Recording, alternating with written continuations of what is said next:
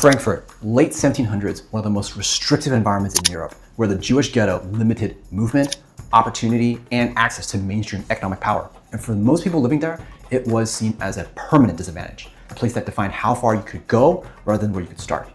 Mayor Amschel Rothschild looked at the same environment differently. What others saw as isolation, he saw connection. Jewish communities across Europe, though restricted locally, were deeply interconnected across cities like Frankfurt, Vienna, London, Naples, and Paris, sharing trust, communication channels, and relationships that expanded beyond those borders.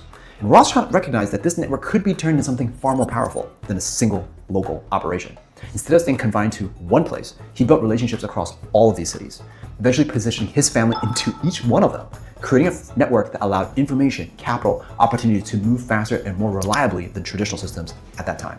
While most merchants were operating with their immediate geography, limited by local markets, and that basically resulted in slower communication, Rothschild was already functioning across borders. He was leveraging trust-based networks that others either didn't see or didn't know how to use.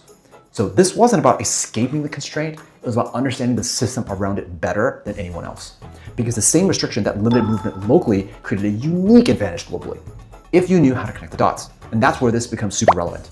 Every business operates within these some kind of constraints, whether it's limited resources, geography, network, or access. But these constraints don't always block growth.